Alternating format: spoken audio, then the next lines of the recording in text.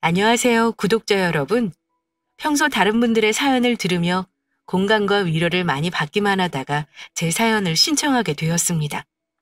저는 올해 43이고 돌싱입니다. 작년에 혼자가 되었고 아직은 회사 생활만 열심히 하고 있습니다. 돌싱이 된 이유는 당연히 아내와의 불화이죠. 부부가 헤어지는데 이유가 뭐 거창하겠습니까? 하지만 다른 분들과 차이점이라면 무려 결혼 생활했던 10년이란 긴 시간을 속고 살았다는 점이라 할 수 있겠네요. 그리고 이혼이 아닌 다른 방법으로 싱글이 되었고요. 엄밀히 말하자면 저는 사기를 당해 결혼했고 그로 인해 혼인을 취소했습니다. 아내뿐만 아니라 아내 가족까지 여러 사람이 저 한 사람 작정하고 속인 거죠. 속아 넘어간 바보 같은 인간은 바로 저고요. 아내와는 소송으로 부부관계를 끝냈지만 분한 마음에 민사소송을 따로 청구해 진행했는데요. 긴 시간 싸움이 될 것을 각오했지만 최근 제가 승소하고 손해배상금 받으면서 결론이 났습니다. 꼭 이렇게까지 해야 하냐며 원망의 말을 쏟아내던 전 아내에게 단호박으로 대응했고요. 판결 난 대로 이행하지 않으면 강제집행 청구해서 압류까지 할 각오입니다. 잃어버린 제 인생 10년을 이렇게라도 보상받지 않으면 정말 돌아버릴 것 같은 기분이어서 제가 할 수 있는 조치는 다 한 것 같습니다. 저는 그리 독한 사람이 아닙니다. 오히려 물렁하고 순해서 세상 살기 힘들겠다는 말을 많이 듣고 살았습니다. 저는 헤어진 아내와 2년의 연애를 거쳐 결혼했고 10년간 결혼 생활을 유지했습니다.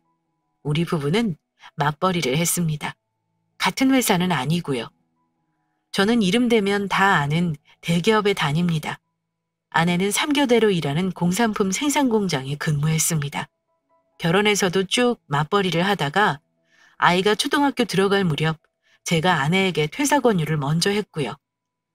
아이 하나인데 초등학교 때 신경 못 쓰면 학업에 지장이 있을 것 같아 심사숙고 끝에 결정한 겁니다.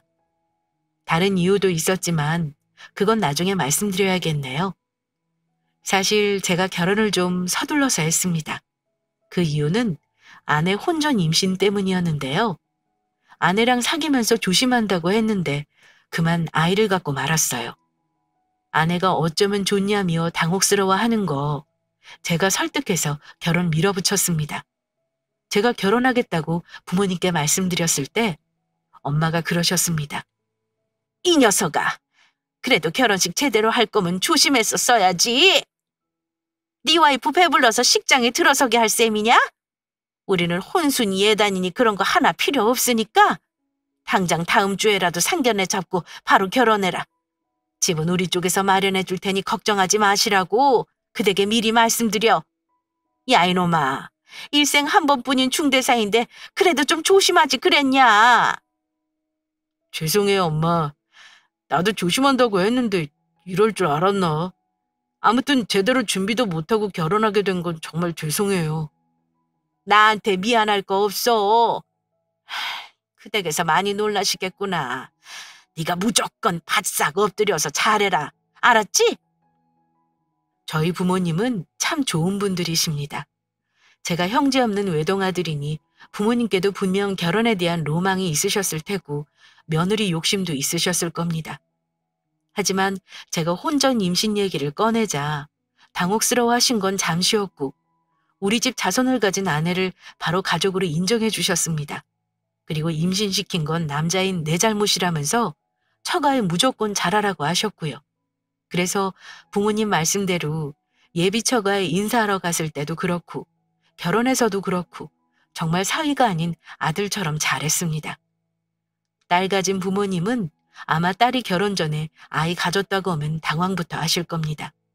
저희 장인 장모도 그러셨고 저를 딸 자식 대책 없이 임신시킨 놈으로 생각하시고 혼내려고 하셨어요.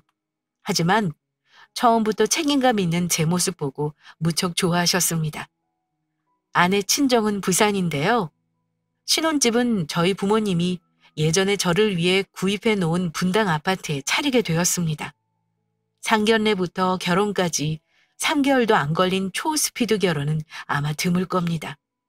정말 어지간한 절차 다 생략하고 결혼했고요. 아내는 거의 돈 안 들이고 결혼했습니다. 간단한 혼수만 해왔고 예단 예물은 안 했습니다. 신혼여행도 임신한 아내를 고려해 가까운 일본으로 다녀왔습니다. 신혼의 달콤함은 짧더라고요. 아내는 배가 점점 불러오자 체중이 불어 몹시 힘들어했습니다. 그러다가 출산일을 한 달쯤 남겨놓았을 때쯤에 아내가 저한테 이런 말을 하더라고요. 자기야, 나 출산은 친정집에서 하고 싶어. 여기서 애 낳으면 산후조리원 들어가야 하는데 너무 비싸서 말이야. 하루 이틀 미루다가 예약을 못한 거 있지? 집에서 조리하려면 너무 힘들잖아. 당신은 회사 가야 하는데 나까지 돌보려면 힘들 거고. 그렇다고 우리 엄마가 여기 오래 와 있으면 너무 고생스러우니까 차라리 내가 부산 내려가서 출산하고 산후조리하는 게 여러모로 좋을 것 같아. 그럼 다니던 병원은 어쩌고? 처음 가는 병원에서 애 낳는 거 당신 괜찮겠어? 진료 봐주시던 선생님이 애 받아주셔야 마음이 편하지. 진료 기록 다 챙겨서 전원하면 돼. 애 낳는 거야 뭐 누가 받아주든 낳기만 하면 되는 거잖아. 그것보다 낳고 나서가 더 문제인 거지. 자기 생각은 어때? 저가에서 진통 오면 내가 바로 못 가도 괜찮겠어? 배 아프면 바로 연락할게. 애를 뭐 1시간 만에 낳는 것도 아닌데 뭐. 그리고 애 낳는 다음에 자기 와도 나는 전혀 상관없어. 걱정 마. 아내는 굳이 친정집에 있는 부산에 가서 출산을 하고 싶어 했습니다. 저는 첫 아이 탯줄을 잘라보고 싶은 소망이 있어서 조금은 서운한 마음이 들었지만요. 출산만큼은 아내가 원하는 대로 해줘야 나중에 뒤탈이 없다는 다른 아빠들의 조언을 들어보고 나서 아내가 원하는 대로 해주었습니다. 아내는 남산만한 배를 안고 짐을 꾸렸고 저는 처가에 아내를 데려다 줬습니다. 그리고 신신당부 해뒀어요. 아이가 나올 것 같으면 지체 없이 바로 연락하라고요. 배 아프면 나한테 제일 먼저 전화해야 해. 내가 바로 내려올 테니까. 걱정하지 마. 자기 먹을 거 잘 챙겨 먹고 있어? 오늘 하루 자고 갈까? 당신이랑 우리 아기 없으면 나 허전해서 잠 못 잘 것 같은데. 아, 그러지 마. 자기도 출근하려면 오늘 올라가서 하루는 쉬어야지. 내 걱정 말고 어서 가. 아내는 오랜만에 친정에 가서 그런지 들떠 보였고 저와 헤어지는 게 아쉬움이 없어 보였습니다. 하루 자고 가려고 했는데 굳이 말리면서 올라가서 쉬라고 하기까지 했고요. 저는 아내를 결혼 전부터도 그랬고 그때도 그랬고 정말 많이 좋아했는데요. 아내는 저와 결혼은 했지만 이상하게도 제가 스킨십 하려고 하는 걸 은근히 피할 때가 많았고 애정 표현하는 걸 거북스러워했습니다. 더 많이 좋아하는 쪽이 약자라고 하더니 내 꼴이 딱 그랬죠. 분명 좋아해서 연애했고 애까지 가져서 결혼했는데 아내는 뭔가 늘 사랑 표현이 어색했습니다. 조금 무뚝뚝한 면이 있는 사람이라 이해했지만 가끔 서운한 마음이 드는 건 어쩔 수 없었죠. 어쨌든 아내를 처가에 두고 시간은 흘렀습니다. 그런데 출산 예정일이 지나도 아이가 나오지 않는다고 하더라고요. 예정일 넘기고 나서는 초조한 마음에 거의 하루에도 몇 번씩 아내에게 연락했는데 나올 생각을 안 한다는 말에 저도 걱정이 많이 되었습니다. 그러다가 예정일을 일주일이나 넘긴 어느 날 제가 일하고 있는데 아내가 먼저 저에게 전화를 했습니다. 그런데 기다렸던 소식을 드디어 전해주더군요. 자기야, 나 아기 낳았어. 3.4kg인데 자연분만 했지 뭐야? 새벽에 낳고 오늘 몸출 수느라 연락 못했어. 아기 너무 이쁘다? 아직 누구 닮았는지는 모르겠는데 신생아가 머리숱도 많고 너무 통통한 거 있지? 와, 나 드디어 아빠 된 거야? 내가 연차 내고 얼른 내려갈게. 여보, 기다려? 그럴 거 없어. 어차피 애는 낳았고 서두를 거 없으니까 그냥 내일부터 휴가 내고 내려와. 지금 오후라 시간이 너무 늦었잖아. 아내가 이미 낳았으니 급하게 올 거 없다고 했지만 저는 기쁜 마음에 특별 휴가를 이틀 내고 바로 처가인 부산으로 내려왔습니다. 아기가 너무 보고 싶어서요. 임신 중기에 이미 성별은 아들인 거 알았으니 다른 것보다 얼굴이 어찌 생겼을지 너무 궁금했습니다. 병원에 도착해 아내가 있는 병실에 들어섰는데 장모님이 함께 계시더라고요. 아내에게 고생했다는 인사말을 전하고 장모님께도 감사 인사를 전했습니다. 장모님, 저 대신 고생 많으셨겠네요. 제가 미리 내려와 있어야 하는 건데 정말 고맙습니다. 장모님, 고맙기는 내가 당연히 와 있어야지. 자네 내려오느라 피곤하겠네. 아니요, 괜찮습니다. 우리 아들 먼저 봐야죠. 지금 바로 신생아실 가면 아기 볼 수 있나요? 저는 당장이라도 달려가 아기 얼굴을 먼저 보고 싶었습니다. 그런데 장모님이 급한 저를 말리면서 어차피 면회 시간 아니면 얼굴 못 본다고 이따가 시간 되면 같이 내려가 보자고 하시더라고요. 그런데 너무 기뻐하는 저와는 달리 장모님과 아내는 웃음기 없이 뭔가 많이 지쳐 보였습니다. 아이 낳은 사람이야 힘든 것이 당연한 것이고 장모님도 내내 힘드셨을 것 같아 집에 가서 쉬라고 말씀드렸어요. 그런데 장모님이 끝내 마다하시더라고요. 조고모 아기를 봤는데 너무나 기뻤습니다. 뱃속에 있던 아이가 나와서 있는 것도 신기했고 조그만 얼굴 안에 눈, 코, 입이 다 있는 것도 너무 신기했고요. 그런데 아직 신생아라 누구를 닮았는지는 분간이 안 가더군요.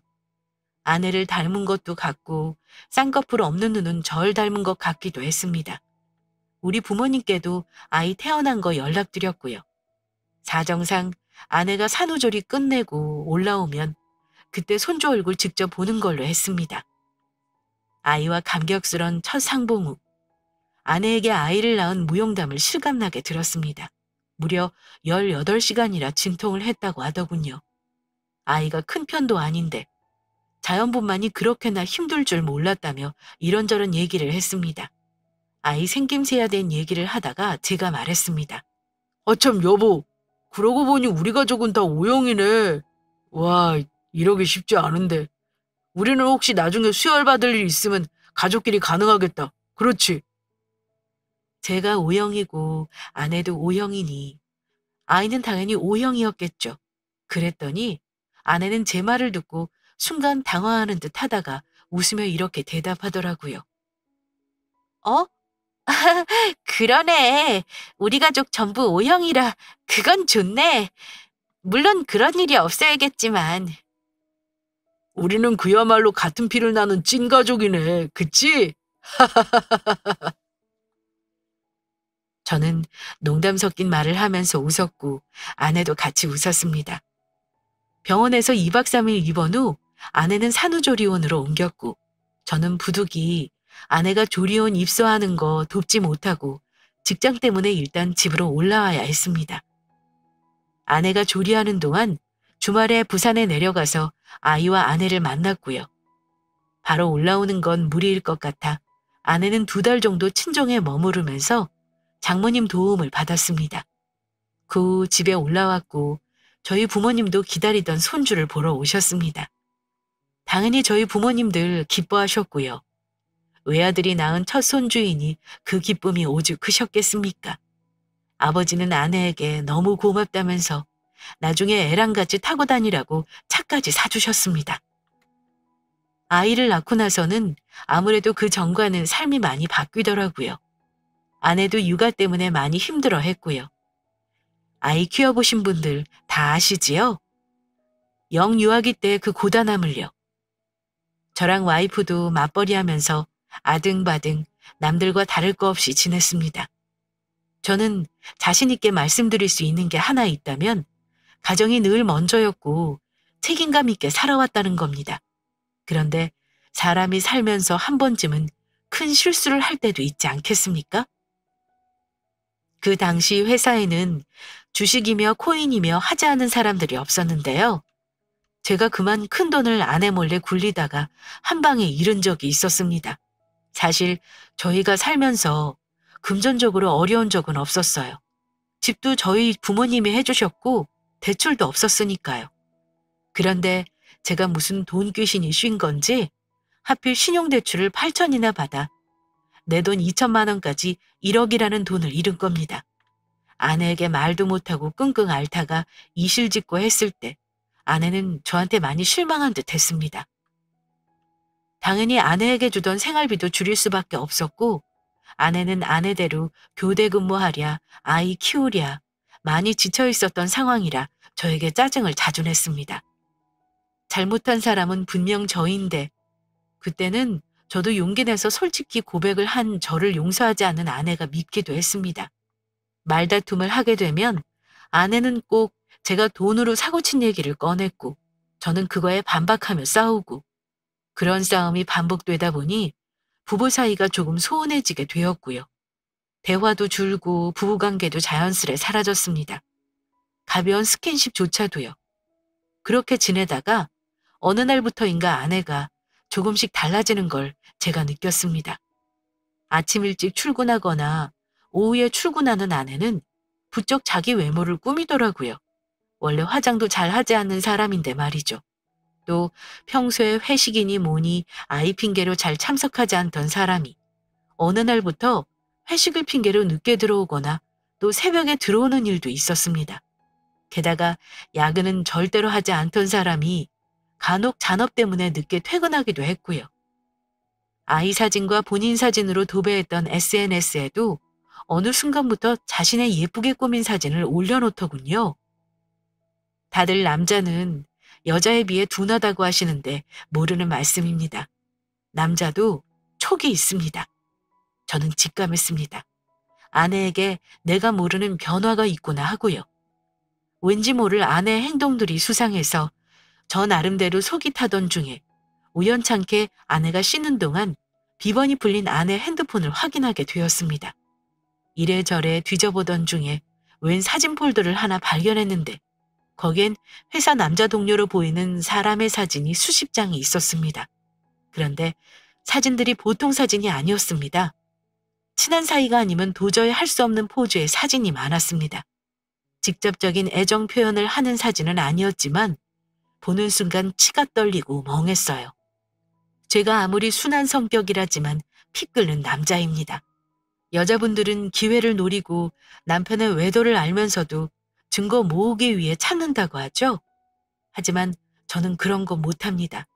내 눈에 확실히 보이고 아내의 외도가 의심가는데 그 상황을 모른 척 할 수는 없었습니다. 저는 씻고 있는 아내에게 무작정 들어가 핸드폰을 들이대며 물었습니다. 당신 이거 뭐야? 요즘 뭔가 이상하다 했는데 너 혹시 남자 있는 거 아니야? 그러자 아내는 듣자마자 당황하며 무슨 소리냐며 잡아대더군요. 하지만 아무것도 아닌 사람과 그런 사진을 찍고 메시지를 주고받는 게 상식적으로 말이 안 되잖아요? 내가 다 봤어. 사진이랑 메시지 주고받은 거 다 봤다고. 당신 설마 그 남자랑 잤냐? 제가 모든 걸 알았다고 하며 계속 추궁하자 그제야 시인하더군요. 결혼하기 전부터 알던 입사 동기야. 원래 친했는데 그 사람이 얼마 전에 같은 근무지로 발령나면서 가까워진 거고 당신 때문에 힘들 때 고민 상담하느라 몇 번 따로 만난 거지 절대 깊은 사이는 아니야. 그냥 나도 맘들 곳이 필요해서 그런 거야. 애 엄마가 무슨 맘들 곳이 필요해. 내가 돈 때문에 당신 속상하게 한 적은 있지만 사과했잖아. 당신한테 피해 안 가게 하려고 열심히 노력하고 있고 근데 고작 맘들 곳이 필요해서 다른 놈한테 마음을 줘? 여기서 결정해. 당신이 싫다면 우리 결혼 생활 여기서 끝내도 돼. 하지만 애는 내가 키울 거야. 그러자 아내는 울면서 매달렸습니다. 지훈 아빠, 그냥 잠깐의 일탈이야. 따로 만난 건 2달밖에 안 됐고 내가 바로 정리할게. 아니야, 애초에 뭘 정리하고 말고 할 사이도 아니야. 당신이 싫다면 내가 다시는 그놈하고 연락 안 한다고 약속할 수 있어. 울면서 사정하는 아내를 보고 머릿속이 너무 복잡했습니다. 회사 가서 그 내연남 같은 놈한테 깽판을 쳐야 하나, 무엇을 어떻게 해야 할지 너무 힘들었고요. 저는 회사에 휴가를 쓰게 되었고 머릿속을 좀 정리하고 싶었습니다. 그리고 며칠 고민 끝에 아내에게 술이나 마시며 대화 좀 하자고 했습니다. 그간 쌓였던 속마음, 갈등을 알아가고 싶었어요. 풀고 싶었고요.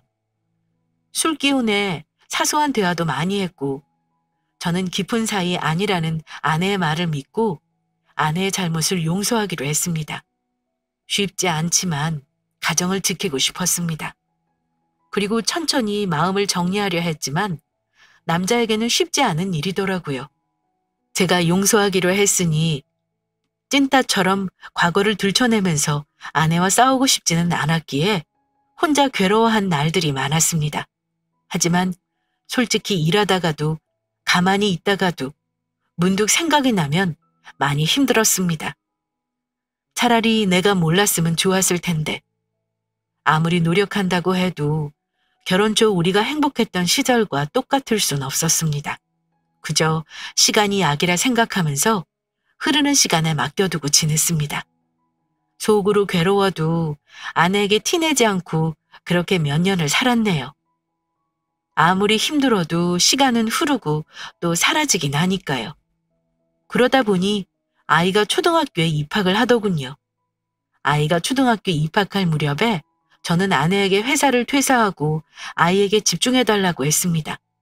솔직히 말하면 아내가 회사에서 그 남자를 만날까봐 싫었어요. 하지만 아이를 핑계로 퇴사를 권유했고 아내는 별다른 저항 없이 오히려 좋아라 하며 퇴사했습니다. 아내가 집에서 아이와 살림에만 집중하는 것 같아 저도 조금씩 마음의 안정을 찾아갈 수 있었고요. 다른 사람도 다들 이렇게 사는 거구나 싶었습니다. 그런데 아이가 막 3학년을 올라간 학기 초에 우리 집에 정말 날벼락 같은 일이 일어났습니다. 다른 날과 전혀 다를 바 없이 아침에 아이와 아침을 먹고 저는 출근했습니다. 그날따라 유난히 바쁘더라고요. 원래는 아이가 학교 끝나고 태권도 가는데 그때쯤 저한테 꼭 전화를 합니다. 그런데 그날은 이상하게 아이가 전화를 안 하더라고요. 하필 일이 바빠 저도 태권도 끝나면 전화하겠지 하고 제 일을 하고 있었습니다. 그런데 얼마 후 모르는 번호로 전화가 왔는데 낯선 남자가 제게 충격적인 말을 하는 겁니다. 김지훈 학생 아버님이시죠? 여기 병원입니다. 아이가 교통사고로 크게 다쳐서요. 부디 아이 핸드폰에 있는 번호로 연락드렸어요. 근데 아이 어머님이 연락이 안 되어서요. 아버님이 지금 빨리 병원 와주셔야겠어요. 아이가 출혈이 많아서 위급합니다.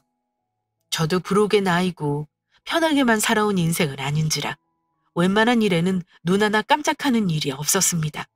그런데 내 새끼가 다쳤다는 전화를 받으니 정신이 혼미할 정도로 손발이 후들거렸습니다.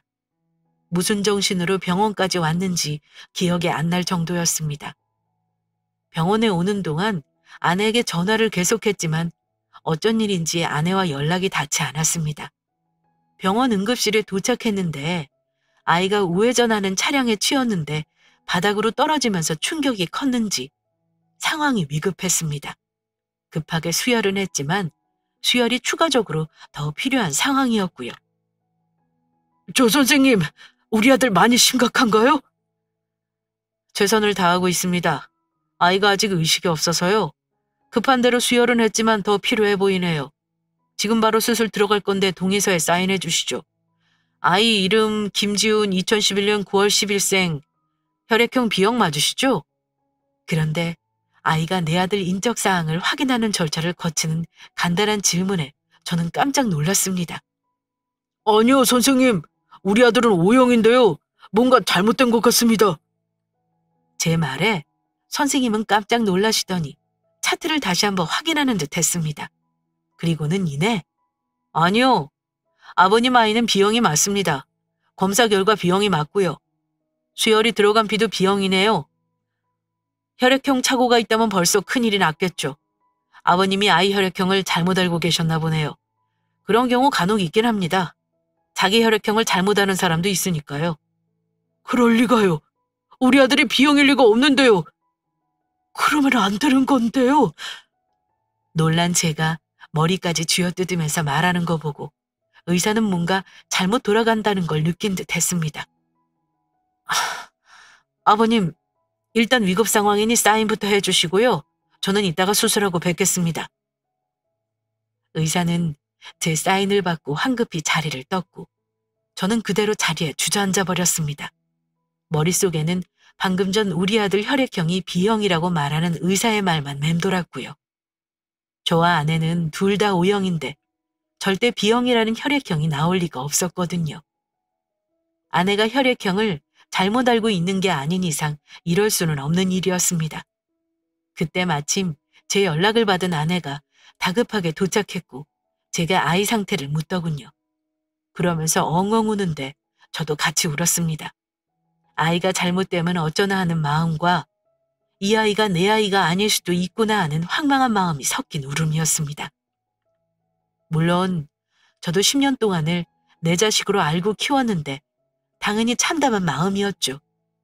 일단 상황이 어찌 되었든 아이가 무사하게 회복하는 일이 먼저였기에 아내를 추궁하는 일은 조금 미뤄뒀습니다.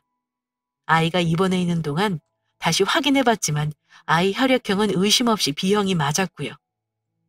그때부터 저는 오만 가지 생각이 들면서 아내에 대한 마음이 차게 식어버리더군요. 그러자 간신히 마음 한구석에 묻어놓았던 몇 년 전 아내의 남자 문제가 떠올랐고 온갖 의심들이 꼬리에 꼬리를 물기 시작했습니다. 몇 년 전 일도 그렇지만 우리 부부에게서 나올 수 없는 혈액형이 나왔다는 건 도저히 납득이 안 되더라고요. 얼마 후 다행히 아이는 기적적으로 회복했고 저는 아이가 아내에게 매달려 있는 동안 따로 친자 확인 검사를 하기로 결심했습니다. 그리고 아이가 퇴원을 앞두고 있을 무렵 친자 확인 검사 결과지를 받았는데 어쩌면 당연한 결과지만 제 아들이 아니라고 했습니다. 예상한 결과지만 뭔가 더 확실하게 마음이 정리가 되는 기분이었습니다. 귀한 손자일 줄로만 알고 계신 우리 부모님께는 어떻게 말씀드려야 할지, 그리고 아내랑은 어떻게 해야 할지 혼란스러웠습니다. 무엇보다 배신감이 너무 크더라고요. 몇 년 전 아내의 남자 문제가 겹쳐졌지만 이건 또 어떤 남자인 건지 도대체 어떤 놈인지 알고 싶지도 않았습니다. 솔직히 그렇게 이쁘던 우리 아들이 이 내 피 한 방울 안 섞인 남의 아들이라는 사실을 알고 나니까 갑자기 꺼림칙한 기분까지 들었습니다. 머릿속이 뒤죽박죽이었던 저는 며칠 회사를 쉬고 결심했습니다. 이런 사실까지 감당할 이유는 없다는 결론을 내렸고 이혼을 하기로 했습니다. 10년간의 믿음을 전부 배신당했다는 생각을 해보세요. 그 사람이 제정신이겠습니까? 맨정신으로 버티기 힘들어 매일 술을 마셨고 아내는 그런 저를 타박하더군요. 그러면서 아이를 데리고 친정에 당분간 가 있겠다고 하더라고요. 그래서 제가 그랬습니다. 그냥 아이 데리고 친정 가서 아예 오지 마라. 네가 원하는 게 이혼 아니야? 몇 년 전 그놈이랑 아직 연락하고 지내면 둘이 지금이라도 잘해보지 그래? 그러자 아내는 황당하다는 듯 미쳤어? 대체 당신 요즘 왜 그래? 우리 아직 다 회복도 안 했어. 나 혼자 맨날 애 데리고 병원에 재활하러 다니는데 당신은 어쩜 남의 집 불구경하듯이 나 몰라라 할 수 있어? 애는 나 혼자 키우냐고. 근데 고작 한다는 말이 뭐? 친정 가서 오지 말라고? 당신 설마 몇 년 전 일로 아직도 삐져서 나한테 쫌팽이처럼 구는 거니? 도리어 역정을 내는 아내가 참 뻔뻔해서 그냥 웃었습니다. 같이 산 세월이 10년이라 그동안 그 아이가 내 아이라고 착각까지 하는 모양이죠. 야, 개소리 하지 말고 이거나 봐라. 애를 뭐 나 혼자 키우냐고? 내 애가 아니니까 당연히 당신이 키워야지. 저는 검사 결과지를 아내에게 던져버렸고 결과지를 보던 아내는 얼굴이 하얗게 질리더군요. 당신 설마 나 못 믿어서 친자 확인 검사까지 한 거니? 봤지? 지은이 내 아들 아니라 그러네. 너를 믿고 용서해줬는데 너는 나를 이렇게 배신했구나. 난 그런 줄도 모르고 내 새끼라 생각했지 뭐냐. 무려 10년 동안이나 말이야. 당신 참 소름 끼쳐. 나한테 한 번이라도 미안한 적은 없었냐? 내 아들 아닌 건 병원에서 이미 알았어. 우리 아들이 B형일 리가 없잖아. 안 그래? 아내는 모든 게 끝났다고 생각했는지 제 옆에서 벌벌 떨기까지 하더라고요. 어차피 끝난 일이니 누구 아인지는 말해봐. 그랬더니 아내가 다 죽어가는 목소리로 이러더군요. 당신이 이미 본 사람이야. 몇 년 전에 당신이 의심하던 사람. 당신하고 결혼 전에 그 사람하고 어쩌다가 실수를 했어. 근데 임신까지 할 줄은 몰랐고 나는 그게 그놈 아이일 줄은 몰랐어. 정말이야. 알았다면 당신이랑 결혼했겠어?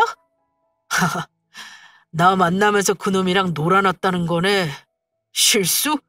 그런 실수는 개새끼나 하는 거 아닌가? 그럼 애 낳고 나서 내 아들이 아니라는 거 알았다는 거 아니야? 이제 보니 당신도 누구 애인지 몰라서 굳이 친정 가서 애 낳겠다고 한 거네? 그럼 당신 부모는 이런 사실 알면서도 그동안 나 속였다는 거잖아. 우리 엄마도 애 낳은 병원에서 아시고 나 엄청 혼내셨어. 이 일을 어쩌냐면서. 근데 엄마 입장에선 숨기고 살라고 할 수밖에 없었을 거야. 당신한테는 정말 미안하다. 이제 당신이 하고 싶은 대로 해. 나는 당신 뜻에 따라줄게. 자포자기한 아내는 제가 하는 대로 따르겠다는 말을 하는데 저는 어쩐지 아내의 그런 태도에 더 화가 났습니다. 차라리 빌기라도 했으면 덜 화가 났을까요? 그래서 앞으로 벌어질 일은 네가 자초한 거니 각오하고 모두 감당하라고 해줬습니다. 그리고 바로 장모에게 전화해서 소리 질렀습니다. 당장 올라와서 당신 딸하고 손자 데려가세요. 다른 놈 애를 낳은 거 다 알면서 어떻게 사람을 속일 수가 있죠? 장모님은 그러고도 저한테 사위라는 말이 목구멍으로 넘어오셨습니까? 제 말을 들은 장모는 깜짝 놀라셨고 장인어른과 새벽을 내내 달려오셨는지 그 다음날 아침에 우리 집에 오셔서 문을 두드리시더군요.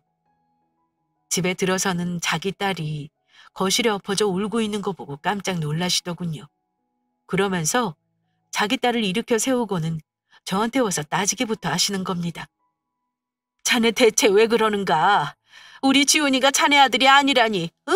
그게 무슨 말 같지도 않은 소리야? 장모님은 들어오시자마자 일단 부인부터 하시길래 제가 결과지를 바로 보여드렸습니다. 진자 확인 검사를 했는데 제 자식이 아니랍니다. 이미 애 병원에 입원했을 때 혈액형 다른 거 보고 짐작한 거였고요. 이건 증거 수집 차원에서 한 겁니다. 아시겠어요? 두말할 거 없이 당장 부모님 딸이랑 지훈이 데려가세요. 그 말 듣고 두 분 다 말을 못 하시더군요. 그래도 어찌 10년을 키운 아이를 그런 결과지 하나를 보고 내칠 수가 있냐며 화를 내시더군요. 아내는 옆에서 계속 울고 있었고요. 장모님은 만약에 결혼한 딸 남편이 바람나서 애 낳아서 키워달라고 하면 그러라고 하실 건가요? 1년이든 10년이든 그게 중요한 거 아닙니다. 저는 10년 세월 누구한테 보상받아야죠? 더는 말하기 싫습니다. 당장 이 사람하고 애 데리고 내려가세요. 저는 남의 남자 애까지 키워줄 만한 대인배가 아닙니다. 당신 뭐해? 당장 내 집에서 짐 챙겨서 네 새끼랑 나가! 이 사람아, 김서방!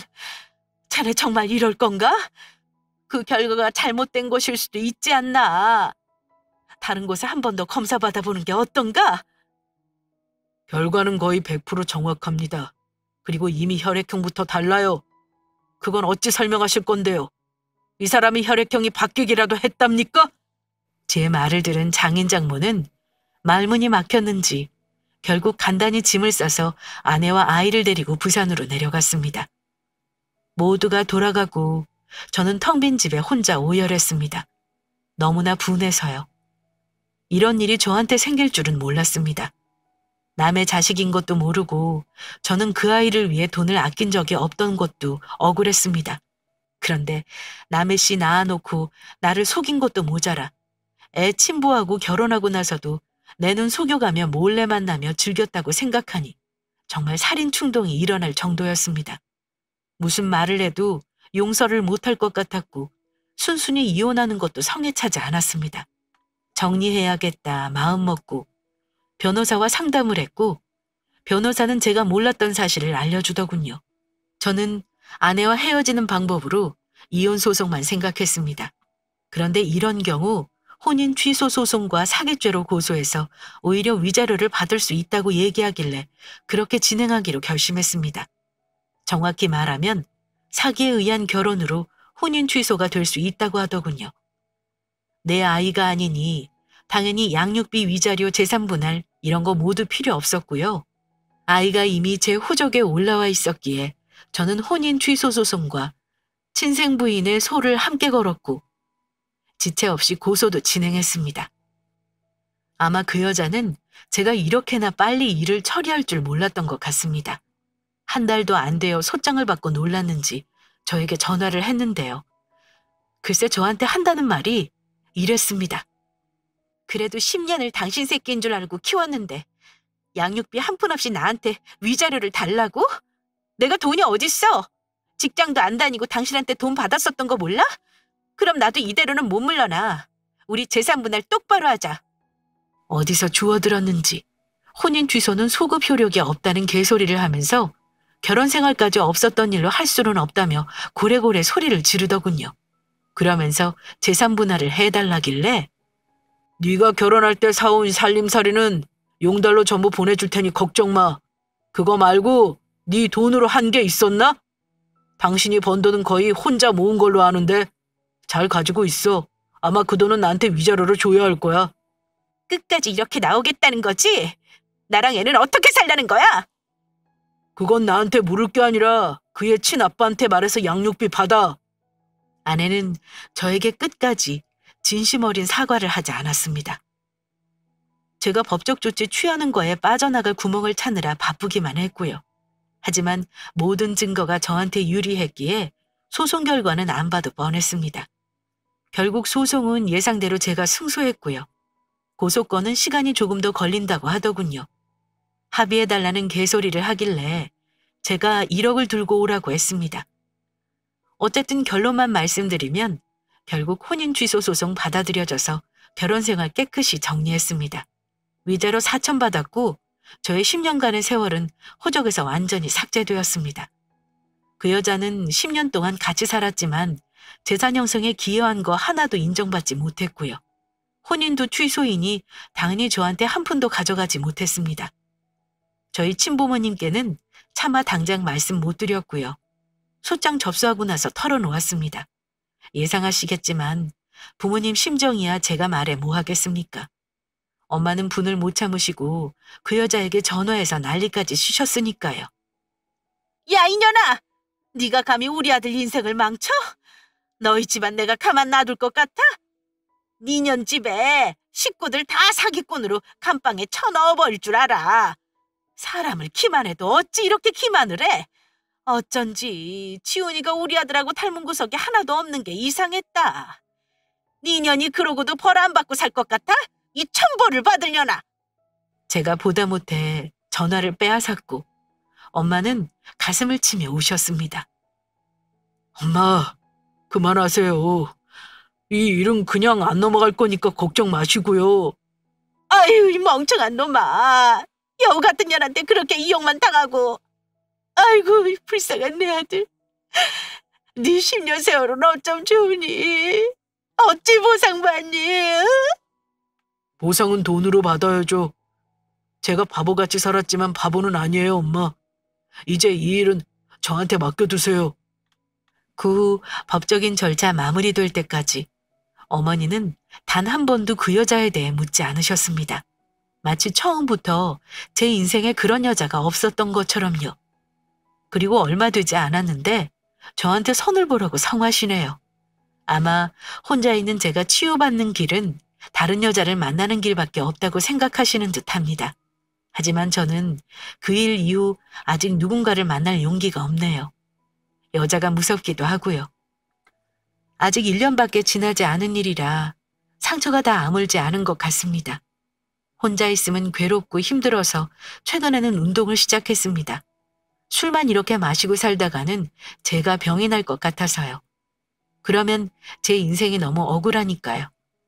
올해는 운동하고 새 출발하는 마음으로 살아보려고 합니다. 다른 분들은 저 같은 일을 안 겪으셨으면 하는 바람이지만 혹여 비슷한 일로 어려움이 있다면 저처럼 혼인을 취소하는 소송이 가능한 경우도 있다는 거 참고하셨으면 합니다.